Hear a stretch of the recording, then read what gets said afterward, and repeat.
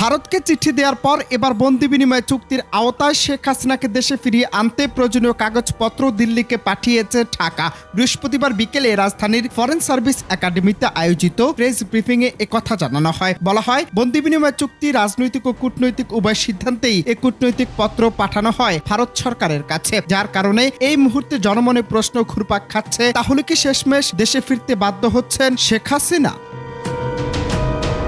পররাষ্ট্র মন্ত্রণালয়ের মুখপাত্র জানিয়েছেন, শেখ হাসিনাকে দেশে ফেরাতে ঢাকা প্রয়োজনীয় নথিপত্র দিল্লিকে পাঠিয়েছে। শেখ হাসিনা ইস্যুতে রাজনৈতিক ও কূটনৈতিকভাবে অপেক্ষা করবে বাংলাদেশ। এছাড়া ভারতে অবস্থানকারী আওয়ামী লীগের অন্য নেতাদের ফেরাতে আন্তর্জাতিক নিয়ম প্রতিপালন করা হবে কিনা সেটি সরকারের উচ্চ পর্যায়ের আলোচনার বিষয়। বাংলাদেশ ও ভারতের মধ্যে অপরাধী প্রত্যর্পণ চুক্তি অনুযায়ী আমাদের একটি আইনি প্রক্রিয়া বা কোর্ট প্রসিডিউর অনুসরণ করতে হবে এবং ভারতের স্বরাষ্ট্র মন্ত্রণালয়ে একটি ওয়ারেন্ট পাঠাতে হবে। এই বিষয়ে কোনো অগ্রগতি আছে কিনা প্রশ্নটির উত্তরে আমরা বলতে চাই যে সাবেক প্রধানমন্ত্রী শেখ হাসিনাকে ফিরিয়ে আনার জন্য এক্সট্রাডিশন ট্রিটির অধীনে সংশ্লিষ্ট মন্ত্রণালয় থেকে প্রাপ্ত চুক্তিতে উল্লেখিত প্রয়োজনীয় ডকুমেন্টস ও তথ্যাদি ভারত সরকারকে প্রেরণ করা হয়েছে। অন্তর্বর্তীকালীন সরকারের মাননীয় প্রধান উপদেষ্টার আমন্ত্রণে জাতিসংঘের মানবাধিকার বিষয়ক হাইকমিশনারের কার্যালয় হতে বাংলাদেশে জুলাই-আগস্ট 2024-এর গণ অভ্যুত্থানকালে সংঘটিত গুরুতর মানবাধিকার লঙ্ঘনের ঘটনা তদন্তের জন্য একটি স্বাধীন ও নিরপেক্ষ ফ্যাক্ট ফাইন্ডিং টিম প্রেরণ করে। ফ্যাক্ট ফাইন্ডিং টিম গত 16 সেপ্টেম্বর 2024 তারিখ থেকে তাদের কার্যক্রম শুরু করে এবং প্রায় 5 মাস স্বাধীনভাবে তাদের দায়িত্ব পালন শেষে গত বছরের 1 জুলাই থেকে 15 আগস্ট তারিখের মধ্যে বাংলাদেশে সংঘটিত মানবাধিকার লঙ্ঘনের ঘটনাসমূহের বিষয়ে গতকাল তাদের প্রতিবেদন প্রকাশ করেছে।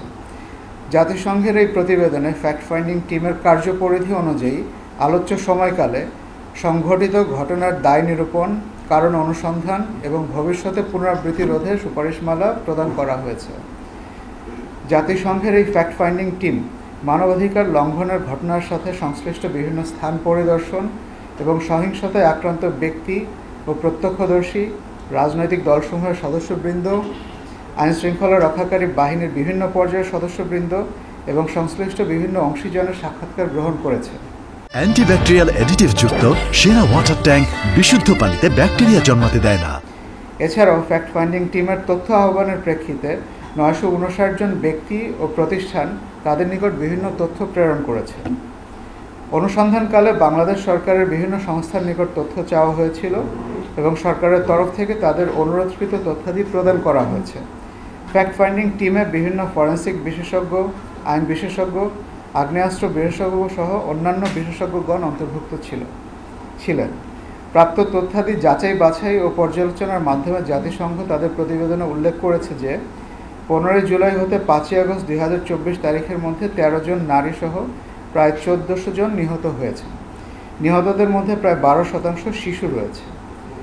130টি মৃত্যুর ঘটনার ফরেন্সিক পরীক্ষার মাধ্যমে ফ্যাক্ট ফাইন্ডিং টিম তাদের প্রতিবেদনে উল্লেখ করেছে প্রায় 78% মৃত্যুর ঘটনা ঘটেছে আগ্নেয়াস্ত্রের মাধ্যমে, যা সাধারণত রাষ্ট্রীয় নিরাপত্তা বাহিনীগুলো দ্বারা ব্যবহৃত হয়।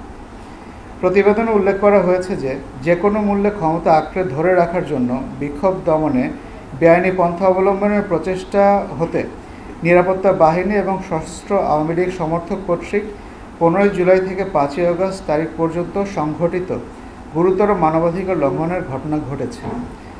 পুলিশ, আধা সামরিক বাহিনী, সামরিক বাহিনী, গোয়েন্দা সংস্থাসমূহকে ব্যবহার করে সরকার তথা তৎকালীন ক্ষমতাসীন দল আওয়ামী লীগের রাজনৈতিক নেতৃত্বের সজ্ঞানে ও সমন্বয় এবং নির্দেশনার মাধ্যমে এই ঘটনাগুলো সংঘটিত হয়েছে মর্মে প্রতিবেদনে উল্লেখ করা হয়েছে।